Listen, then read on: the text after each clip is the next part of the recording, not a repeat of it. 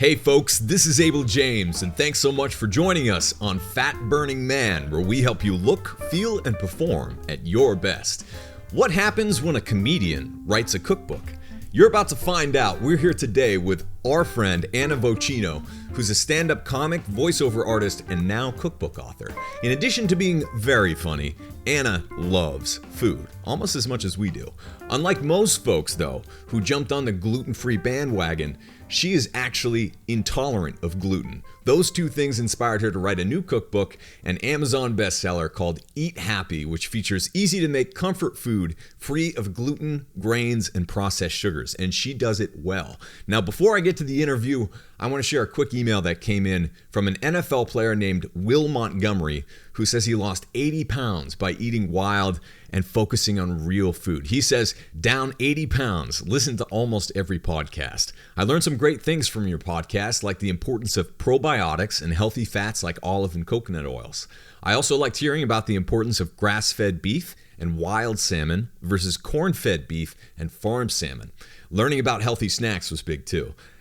I didn't think my palate could change, but when I have a cheat meal like pizza or ice cream, I now feel sick to my stomach, which makes me want those poor food choices even less. This football season was my first year without football since 7th grade. I played 10 years in the NFL playing offensive line, so I had to maintain my weight around 305 to play center. I had a few injuries the last few years, and doctors recommended that I no longer play.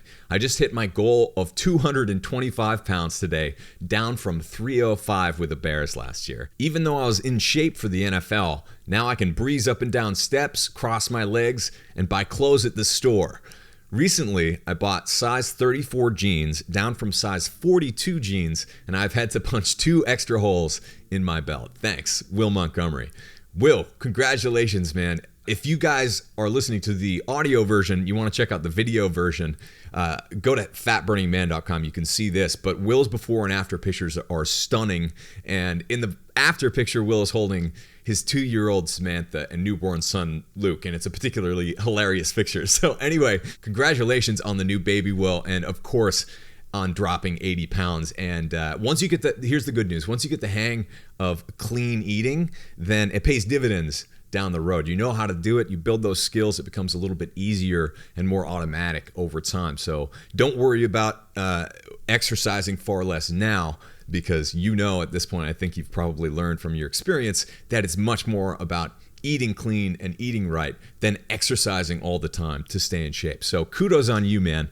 All right, so how about you? Do you want to get started with this crazy, wacky, wild diet thing? Right now, you can get 30 days of our seasonal wild meal plans for free when you try our program. All you have to do to get the deal is from any device, visit fatburningman.com/30 days. That's the number 30, DAYS. And from any device, phones, tablets, computers, what have you, just type in fatburningman.com/30 days and we'll hook you up with all of the new wild meal plans. You're really going to like them. And if you're looking for a few extra goodies completely for free on the house, as always, visit fatburningman.com and sign up for the newsletter or check out the free blog.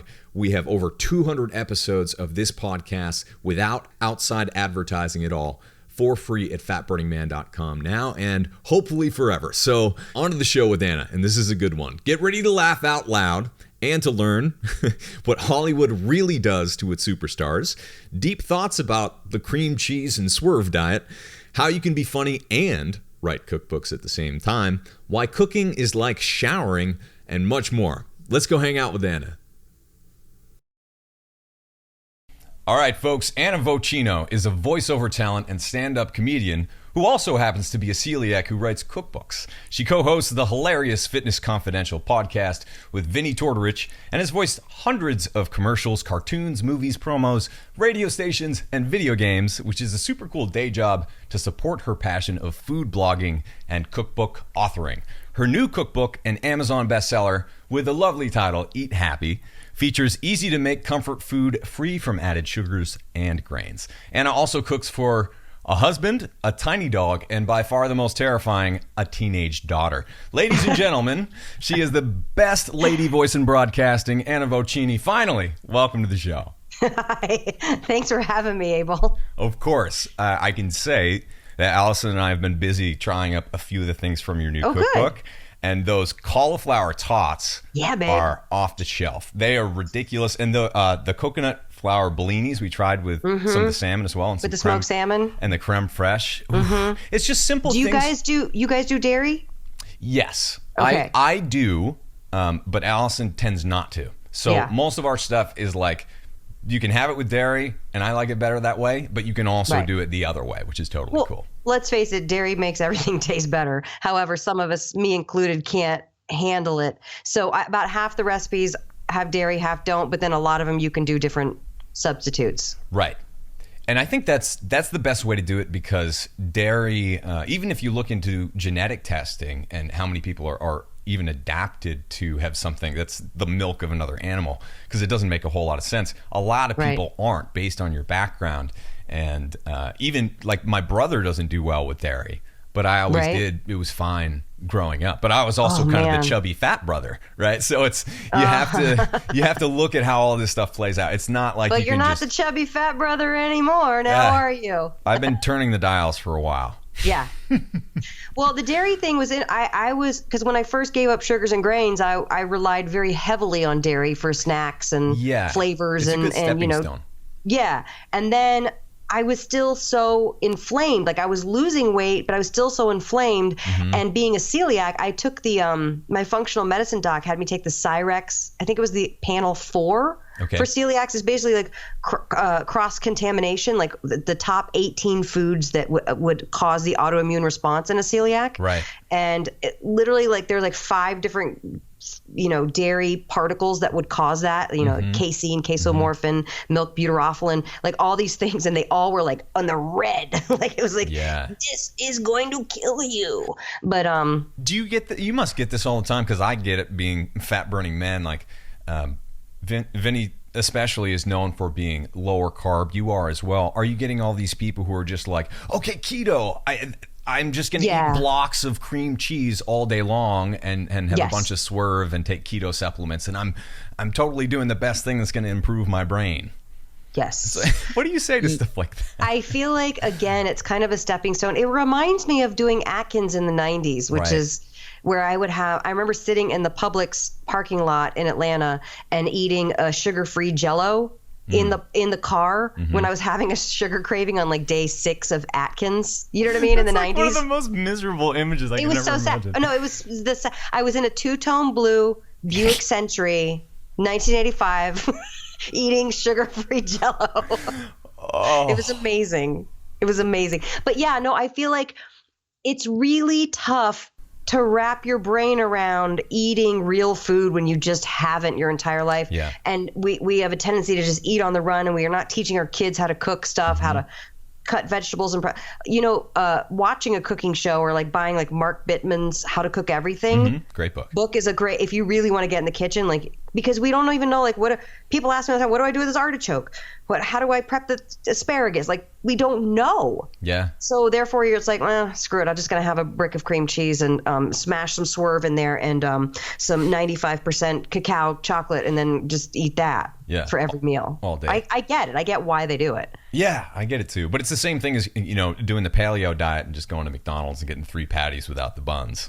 And it's, you're skipping a step. And it's the most important step that you're skipping, which is really, if you're going to make a change to your diet, and I think it's something like 98% of people who actually lose weight and keep it off, that's what they do. They make a lifestyle change, which is what a diet change really is. Yeah. You can't change your diet without changing your lifestyle. Well, no, I mean, I think that like for years I would work out and be like, okay, if I just work out like 12 more times over the next 3 weeks, then I can stop working out. I'll be done and I'll be in my permanent final form. So good for me. And that's exactly how it works, by the way. Right, exactly. And then I'll never have to work out again. Never have to work out again. Everything's perfect and you're 100% happy. And your teeth make a sound effect every time you smile from that point on. Ding. That's just how it works. But anyway, one of the things I wanted to point out from your book and your approach is that it's very informed by kind of gourmet cooking, I would say, but it's super easy to make with just a few ingredients. And that's one of the things that we've always tried to do too, because we don't want it to be out of reach, because most people just don't have more than like 20 minutes at a time, ourselves included, right? No. Yes. So how do you do that? How do you manage both at the same time?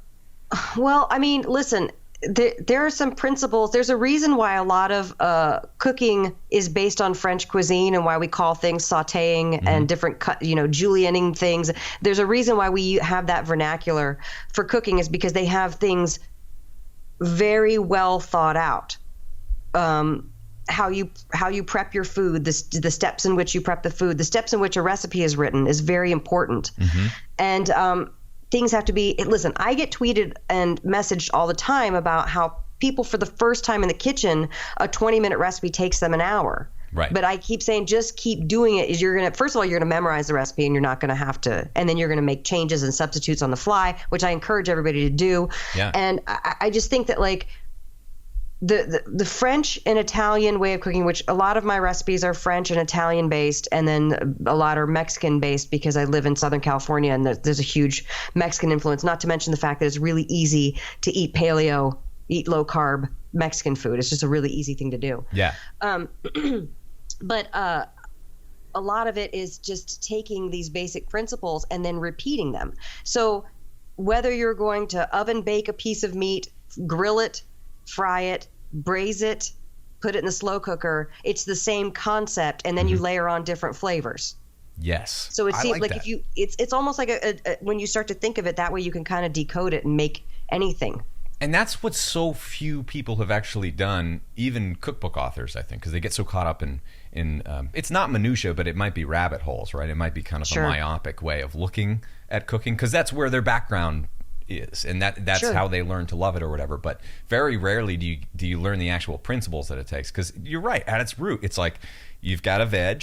The way that you make it taste good, or the way that we usually recommend to make it taste good, is you take a high quality oil like olive, coconut, or even better, usually the fat or the grease that comes from a high quality piece of meat. So once that's flavored well, then that oil combined with the spices that you used or the sauces that you used on that meat makes the veggies taste good, and then you have it with maybe a bit of starch or fruit or whatever you need to kind of round it out.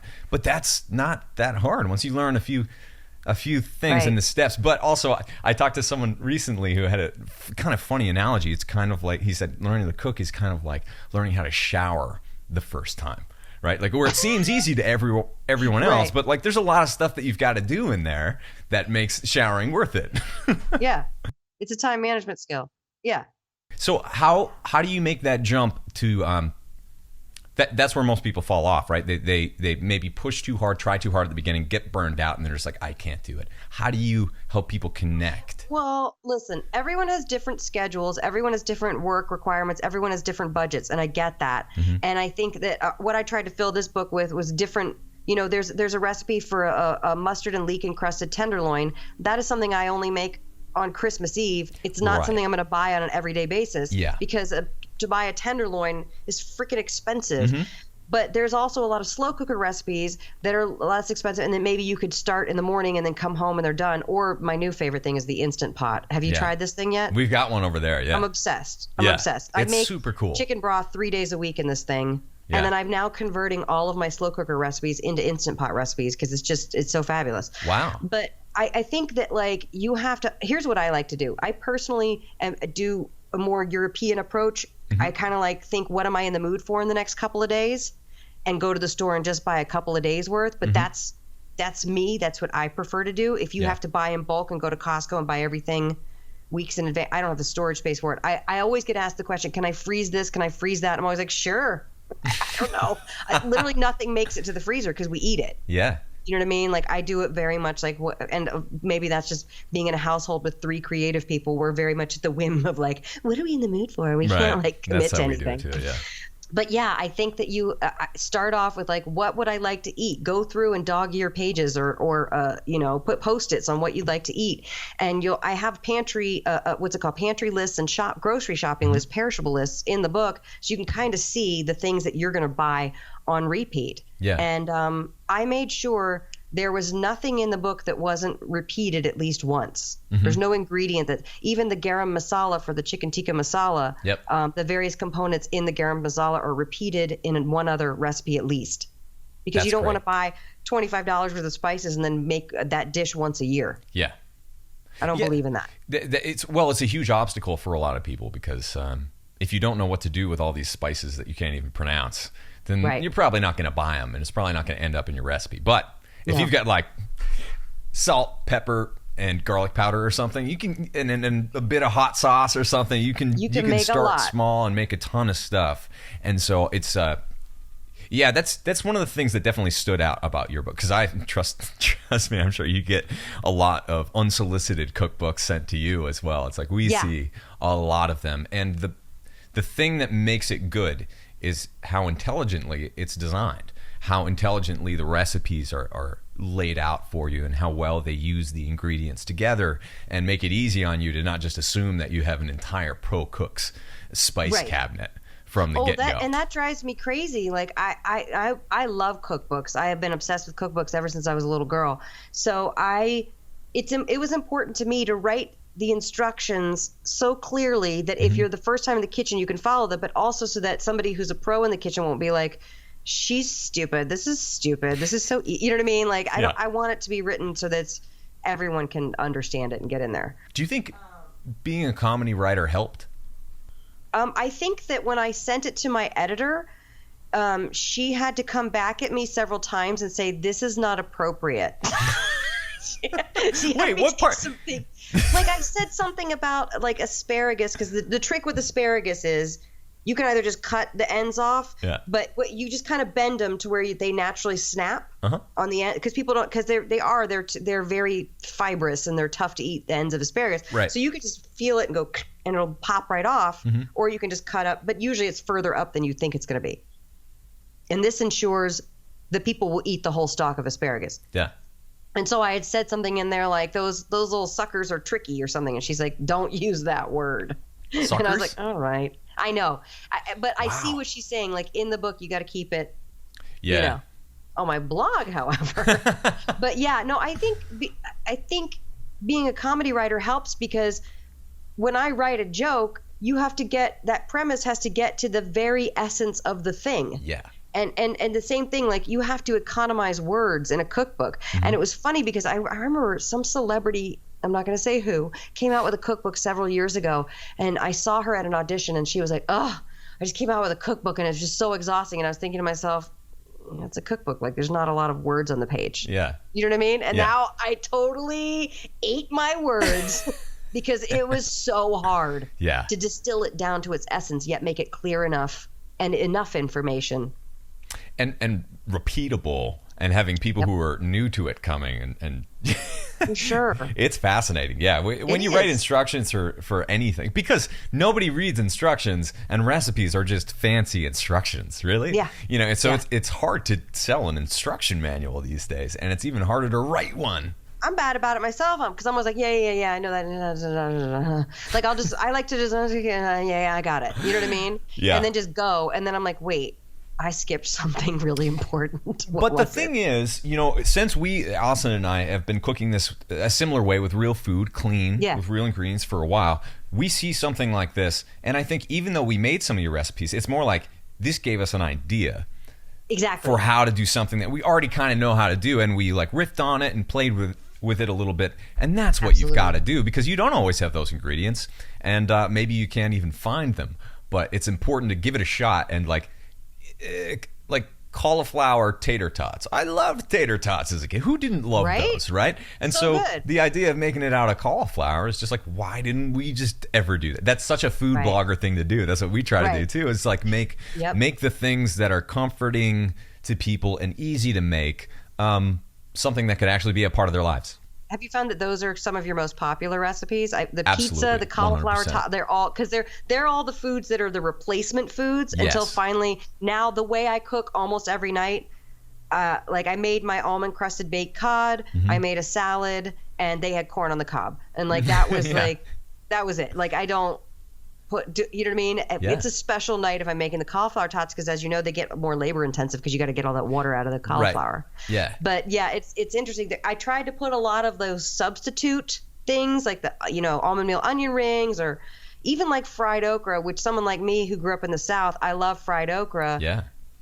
You know what I mean? Some people are like, okra, but trust me, it's so good. I like it too. But then also just like things like, the lemon Dijon salmon, basil, lemon Dijon basil salmon, things like that are a little more like, you think they would be like kind of snooty food, but actually they're very easy, approachable recipes to make. But they're not always the first ones. Fancy stuff up in a hurry, doesn't it? There's something about that. Yeah. Oh yeah, isn't that great? You know what? It's the horseradish in it, but it's also the vinegar in it. The vinegar cuts through any richness that you have in there, and it's just really nice. It brightens it up. Yeah, and very balanced. Another thing that, and like you said, there aren't many words in here, but one thing that you make sure to say that's so important is that if you're starting with great ingredients or even good ingredients, then you don't have to do much to any of them to make it taste good. It's more of just like a slight alchemy, putting a couple of little things together, almost like making a salad that you may heat up or not. And that's kind of every meal. And if you nail one way of cooking a meat, then you don't even have to worry about it, really. And that's what guys usually do. It's like they just do the grill, and that's about it.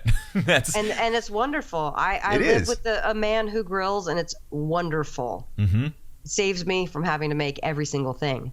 Yeah, and it's not like grill tastes worse than filleting or flambeing or sautéing or any of the other things that you may know. The more nuance, there's a lot of nuance to all of this, but I love how you focus on the simplicity. But there's so many different things that we can talk about. And let's talk about more things. Yeah, well, I mean, you have shared the stage and screen with one of my heroes, Guillermo from Kimmel. Oh man, that dude is hilarious! I couldn't believe when I saw you with him. So totally starstruck. He's buddies with my husband, and my husband used to write for Kimmel for years. But a friend of mine, he brought me in there many years ago, and they just keep kind of calling me for stuff, which is really nice. But Guillermo is amazing because his story is incredible. He was literally the security guard at the parking lot. Really? Yes. I didn't know that. Yes. Wow. And they like kept going to him, and he's such a character, and he's so funny that now he's Jimmy's sidekick and under contract and shoots sketches, and he just has a great life. That is amazing. Isn't that cool? Oh, that's so much fun. Yeah, he's sweet. But being a woman in showbiz especially, I can't imagine what it would be like to be in that business for so long, what you're up against. And before we started recording this call, we kind of talked about like how when you go on a TV show, usually you're being dressed. And for me, if you see me on TV, I usually They're supposed to. Yeah, union rules. They have to dress you. If you provide your own wardrobe, they have to pay you for the use of it. Yes. Not the use, for the cleaning fees. Right. Yeah. So there are a lot of hoops like that too. But it seems like you've really found a good place, a good balance of how to approach that. So for people who are kind of getting behind the camera or a webcam or whatever these days, what would you say to kind of stand your ground and be your own kind of beautiful, if that makes sense?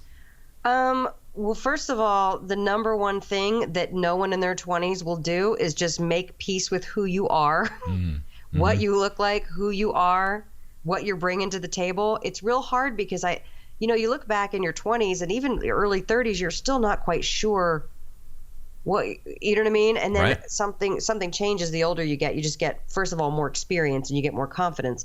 But I think that, boy, am I lucky because I work a lot in voiceover. And so for me, doing voiceover means that I'm just working and doing a thing without anybody looking at me or judging me. It's like, you know what I mean? I can just do that. And then when you go in for an audition or go to work on camera, you just have to do it a lot. You have to do it a lot. That's why I think if you've noticed, like a lot of the people now who are getting TV shows are people who have created their own content. I mean, I know that's been happening for a while, but it's really speeding like up. That show Fleabag I just watched. It's so fabulous. And it turns out she did that as a one-woman show at the Edinburgh Fringe Festival. Wow. And then they were like, let's make this into a 6-episode series. Right. On the BBC. You know what I mean? Like people who are creating their own stuff. It's really, and there's so many shows. I drove down the street and there was a billboard for a show called Harlots on Hulu. I was like, what? And then one called Search Party, and then another one called Will, about William Shakespeare coming out. And I was like, what are these? I've never even heard of these shows. There's so many shows. Yeah. It's so unbelievable. Get in there. If you want to get in there, now's the time. Yeah. How does that make you feel? Because you, I guess, have been working in it before the internet was even really that relevant, right? Yeah. Yeah. I mean, listen, back in the day, when I first moved to LA in 2001, 2002, a friend of mine already lived here and he was having some TV success. And he said, you have to have tape on yourself here, which now is really easy because we have iPhones and lights, Diva ring lights that we can order, and lav mics. Yeah. You know what I mean? Yeah, exactly. And I should have plugged mine in. But like back then we didn't have that. And my friend knew how to edit, and he had a mini DV cam. And so he said, we need to film sketches. So we wrote sketches and we filmed them. And what was funny is that my friend named Lance was like, he wouldn't really gravitate to editing the sketches unless he was in them. And so everyone's sketches had Lance in them. And then we joked, like, we could put that all together and it could be the Lance Crawl Show. Yeah. And then one day he was pitching another idea to Spike TV. This is about 2004. He was pitching another idea to Spike TV, and they're like, what else do you have? And he's like, Lance Crawl Show. And he like joked, but he like showed them the tape of all the sketches, and it became a series. And we did a series. You know what I mean? So it's like things like that where you just like keep making stuff. I can't remember what you even asked, but there's that story. Well, you're welcome, audience. About how everything is changing so quickly, and now at least having worked with some of the big companies who are involved in media, it seems like a lot of them are starting to look to the indie producers who have been struggling to get by this whole time, but while doing so kind of found their own voice and message. And I think you and Vinnie are, obviously you've been successful in working for a long time, but there's something that happened in the past like 3 or 5 years, it seems like, where the indie producers who have maintained creative control are now starting to get to this point of volume or inflection where now the big networks are looking to them to lead, which hopefully is a good thing. Well, the network television and the cable television are still the brass ring that everyone's after, but it's interesting. And you had this experience too. Like when you go do it, you have a lot of bosses, you have a lot of cooks in the kitchen, you do. And stuff can get watered down. I mean, that's why somebody like Louis makes sure that, FX has zero say in any, he's able to do that. Not everybody's able to do that, but it is a very interesting landscape out there. There are more opportunities than ever before, and it's also more difficult than ever before in its own way, because like that's my husband's job. He goes out and sells concepts and treatments and gets things optioned and writes jokes for other people or tweaks their pilots, or you know what I mean. And so he's privy to a lot of meetings where he's like, that this package is perfect. It's got this director. It's got an amazing story. It's got these two showrunners, and they still don't want to make it. You know what I mean? But then something crazy will happen. They'll be like, let's make that show with that guy that we've never heard, or that lady we've never heard of, who's got people on YouTube or whatever. So it's just crazy, the opportunity. I mean, look at Adam Carolla, who's broken away from the mainstream and done. He's not going to go back. Yeah. Every now and then he'll do a show. Right. I think he's got a show right now. Like every now and then he'll do a show that interests him, usually about cars. You know what I mean? Well, it'd be worth it to do it for something that's like topical, I guess, like that, right? Yeah. But that's the beauty in all of this is now it's getting so economical to have such pro level gear that people can at the very least practice for free and be bad for a while for free and just try to make it work. But what would you say to people who want to be doing what you're doing when they grow up, right? Or when they become successful? What do you think is the thing that allowed you, because a lot of people have fallen off the map, and we've both watched that happen, but what has allowed you to evolve and get better? I bet your podcast, like ours, launched 1,000 podcasts, and there's maybe like 3 of them that are still going. Yeah. Well, it depends. It depends on if you want to be a podcaster versus wanting to be a voice actor. I mean, voice acting you can pretty much do from anywhere. You eventually do need to get agency representation, but you can make money tomorrow. Yeah. If you're good. Working on camera, you're going to have to work wherever your market is. You're definitely going to have to get an agent on camera stuff, you definitely have to get an agent, but you could be shooting your own sketches. Mm-hmm. You could be shooting your own web series. You could be, I remember when I was little, kids had like Super 8 cameras and I was baffled. Like, how do you even do that? You know what I mean? And I wish that I had the insight to like pick up, because I'm still like, iMovie. Like, I don't know how to, like, I can edit my own reel and that's it. But you can do audio. I can do audio. Yeah, and that matters. You can do audio so well that you just take it for granted. Yes. And that's another super powerful skill. So I think it's important that people find that. But this might sound like it's not totally related to health, but the reason that I wanted to talk about it is because it strikes me as you're a DIY kind of gal, right? You have realized that no one's Yeah, I know. Look at that. Make sure you can see that HP printer that doesn't work that well. Thanks, HP. Okay, great. Moving on. But that's the same reason that you have a cookbook and a blog, and you've been able to get out there and not only, heal your own body, but then you get that twinkle in your eye. You want to do something more. You want to pay it forward, and you put it out there. And then hopefully you're able to, if not make a living from it, then help make a living from doing something that you really believe in, where you're giving back. And so I just want to tip the hat to you for doing that, but also share that with other people, where it's like, no one probably is going to come to your house and teach you how to cook the perfect meal, right? You have to take that small step of, all right, I'm going to try this myself. I'm going to do a little bit. And now, so you probably at this point can record a lot from your home studio. Yes. Right? You can cook a lot of meals from your home kitchen. Yes. You can, and we talked about this when I was on your show, about how it seems like my background is full of all of these things that don't make sense and wouldn't go together. Like, you're a stand-up comedian, blogger, a cook, podcaster, producer. Like, that doesn't make any sense. Tell us how that makes sense, though. It doesn't make any sense. Well, you know what? I remember reading Gary Vaynerchuk's book, Crush It, years ago, because I had a hard time reconciling doing this food blogging thing because I have celiac, and at the time it wasn't no sugars, no grains. It was just gluten-free.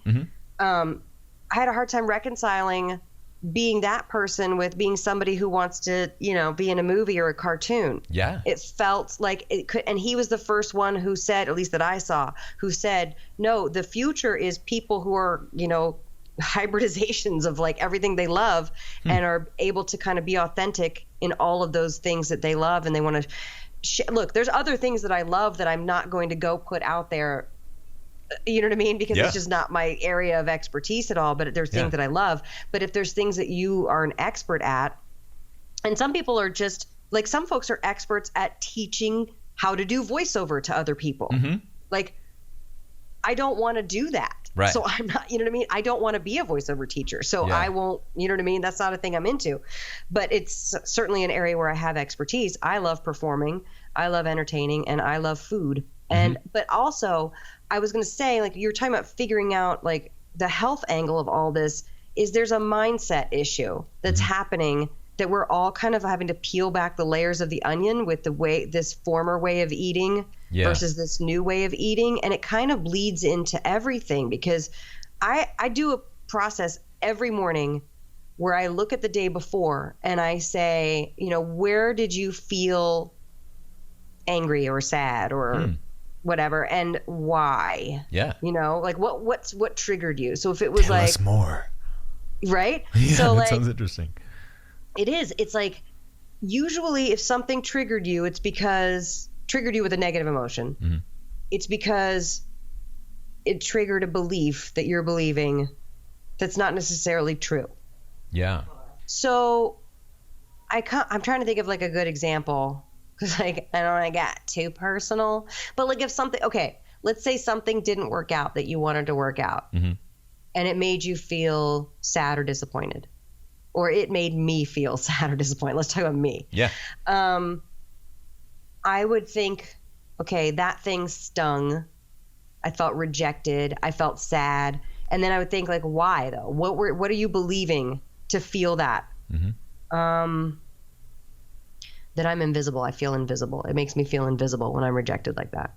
And that hits a very like core, like, ooh, that hits me in my gut. And I go, okay, well, do you want to feel invisible? No, I don't. I want to feel visible, and I want to feel valid, and I want to feel good about myself, and I want to feel like I'm making a difference, and I feel like I'm making an impact. And I literally write all this stuff out. And then what it does is it helps me, first of all, forgive whatever happened with another person, but more importantly, forgive myself for because you know how we all do that thing. I see it all the time, especially in our Facebook groups of I gave up the sugars and grains, but then they brought donuts to the office and then I ate the donuts and I'm such a terrible person for doing that. And I'm going, no, you just triggered something. That's all. Yeah. And you could get right back on the train. But I feel like we just kind of have these knee-jerk belief reactions, and a lot of it surrounding food. I always joke that if I wrote a diet book called Hate Yourself Thin, I would make $1 billion because that's what dieting is. You're depriving yourself. Yes. You're going against the impulses of your body, and then you're telling yourself you were good for doing that. Right. Yeah. I've been so good, or I've been so bad. That's what people. Sometimes I feel like Santa Claus because people come up to me and they're just like, "I've been so bad," or "I've been so good," and but then they say you're so right. They say I'm a terrible person or I'm a bad person, and that's the thing where it's just like, all right, all bets are off. If you believe that, then you're never going to think food is as important. But that's such I've never thought about it that way. That's why the belief work is important, because a lot of times surrounding foods, and this is what happened to me over the past 5 years, was that because I dealt with anorexia when I was a teenager. I danced for 14 years, and I understand what it's like to deprive myself and to tell myself you're too fat even though I was too thin. I know that crazy world. And then you could also say, well, that's not fair because I actually am too fat. It's true. I am too fat. And I'm like, okay, well, how does that make you feel? Yeah. Makes me feel worthless. It makes me feel invalid. I feel that, and I'm like, okay, you don't want to feel those things. So it's time. You need to heal those beliefs along with changing the way that you eat so that everything is sustainable. That's where the change is sustainable. Right. And you can be an actual person. But being in Hollywood, you see how the reality that has been broadcast to the world doesn't quite line up with okay, can you explain the difference between seeing someone who is very pretty on TV and what they look like in person, maybe under those lights, but not through the lens? It's crazy how different people look in real life. Yeah. It's okay, first of all, the camera adds 10 pounds is a true statement because there's something about, it's not because it's two-dimensional, but there's something about it just, I don't know what it is. It's like an inefficient compression of three-dimensional down to two where it just, it's not right. Yeah. I don't know the science behind it, but it definitely adds 10 pounds because when you see every single famous person, they're all shorter and thinner than you possibly could have imagined. Right, yeah. And some of them are little tiny baby people. You know what I mean? You're like, where are you? You're little. Yeah. Very slight. And because of that, it's real tough to get, it has been, I mean, it's getting better and better all the time. People I can't remember her name, who's on This Is Us. My friend Sarah Baker, who was on the Louis episode where she had the 7-minute monologue about, she's fantastic. She's been one of my best friends for 20 years. She's been on a ton of stuff. Melissa McCarthy, obviously. Yeah. There's a ton of actresses who are like, I'm just going to be myself and do it. And it's tough. Boy, I remember I clicked on some article about Christina Hendricks, who is inarguably one of the most beautiful women on television. Sure. And I clicked on it because it's showing a bunch of dresses she was wearing, and I just want to see her dresses.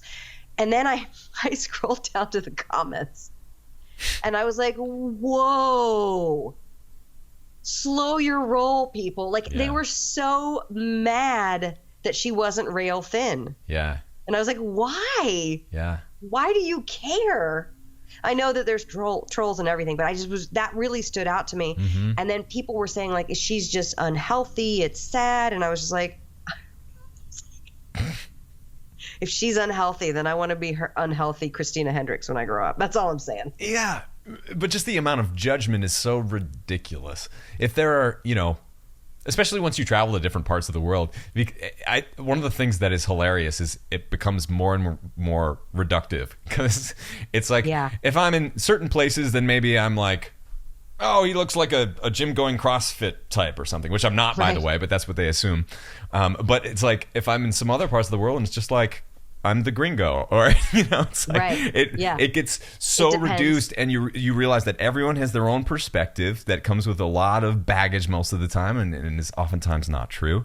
And so one of the things that I think you've been able to do is really just the thing that I, as a man, find attractive about women is when they own it. They own who they are, which means owning your body. It means owning your personality and the way that you interact with the world, and hopefully trying to bring a bit of yourself to it. But it has nothing to do with the superficiality that you see presented and broadcast as something that's real, that's totally not, and definitely not sustainable. Because also one of the things that you also see if you meet some of these A-listers, you meet some of these people up close and personal, and you're like, oh, you can just see from their face, these people are struggling with alcoholism or drugs to stay thin or to deal with whatever, and it's just like the sheer amount of the layers of makeup that have been put on their face before they're broadcast to the world several times a week or every night or every once in a while, that covers it up. And so you're seeing something that seems healthy that is not at all. Whereas you're kind of a DIY, you're doing it yourself, doing the best you can, but you're learning and evolving. And that's what we all need to do. Yeah. And man, I couldn't agree more. And it is crazy when you see some behind the scenes stuff. And I always have this theory too with, like when folks are younger, and especially when I was younger, when I was like 22, I was like, I just want to be famous. I want to be famous. And then I very quickly realized that, like, no, that's not what you want. You want to work in your field. You want to earn money, and you want to be respected by your peers so they keep hiring you. That's what you want. Yeah. And because with fame comes a whole lot of crazy stuff. And I have this theory with the famous people that I know, you kind of see in almost Arrested Development, locked in at the age where they hit it big. Yeah. And it's tough to like grow past that mostly because there's this sycophantic thing that's happening in Hollywood where no one will tell you the truth or tell you to calm down or like you're being an a-hole. You need to chill, Yeah. But it's a crazy culture that people are just dying to get on television, and they're dying. And I'm like, no, you should be dying to create cool content. You should be dying to write some excellent comedy. You should be dying to like share the information and knowledge that you are an expert in with the world. You know what I mean? That's where the drive should come from. I love that. And then the fame, if it comes, and the recognition comes because of that. Yeah. Well, I just want to say for anyone who's listening, all those folks who you may think are the examples of success out there that are broadcast by like mainstream media, you may think that was your hero. Maybe it was when you were younger or growing up or something, but Anna is your hero. We need more Annas. We need more people who are actually doing it. Because now you can do it yourself. And I'm not just flattering you. I mean that because chances are you're just going to keep on growing and getting bigger, but this is what the world needs, because you know that's not how TV works. You don't just like roll up and say whatever you want most of the time. Maybe Louis does, right? Yeah. Like certain Louis people who stand their ground will, but that's what we need. We don't need people who just want to be on TV. We need someone, a lot of people who have something to say.